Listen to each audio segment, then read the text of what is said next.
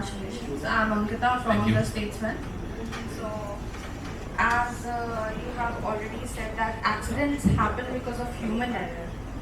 So, like as you have seen aviation industry so closely, so what do you have to say? Like, has it been like increasing by time, or there was lack of internet, so people are not aware about earlier safety concerns in the aviation industry? No, safety has improved over a period of time. Since the 1970s, 80s, because of the technology, safety has improved drastically. But humans continue to make errors, violations. So these are basically human factors. So error is one part. So there could be a slip, lapse, and things like that. Ultimately, you can put them under human factors. So when uh, we are dealing with machines and humans, so they are specialists in human machine interface. So they basically say that when the human is at fault, whatever error or slip, lapse, there is no need to build an engineering control every time this happens. So you have to invest in the human being rather than technology.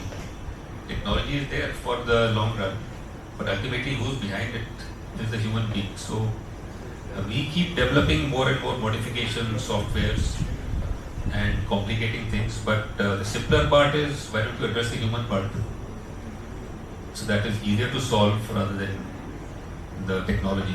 Technology is a short-term fix. Human is a long-term fix.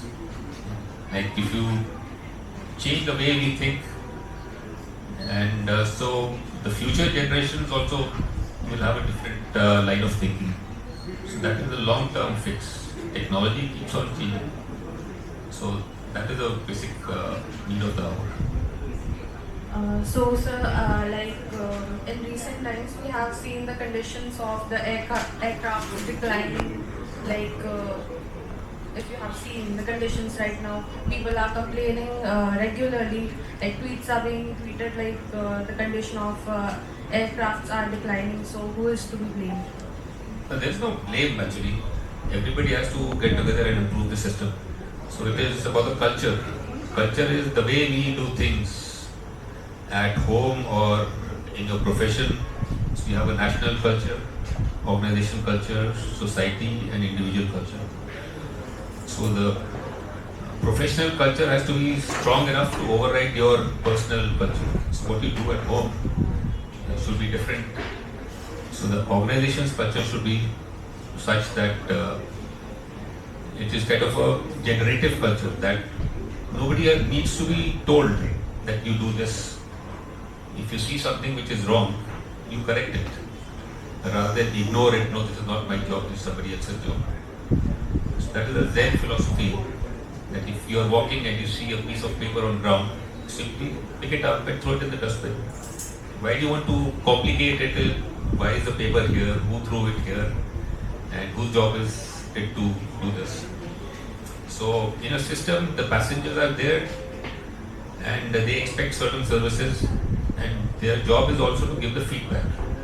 If the system is something wherein the loop is closed, the feedback is closed. If you give a feedback, you have to get an answer. If you don't get an answer on what work has been done, then you stop giving feedback. So here people keep complaining, nobody responds to them. So people stop doing it, and then the system degrades because the operator does not know. Because people on ground will give you the exact feedback. So that is how the system declines, when the trust breaks between the stakeholders. So much.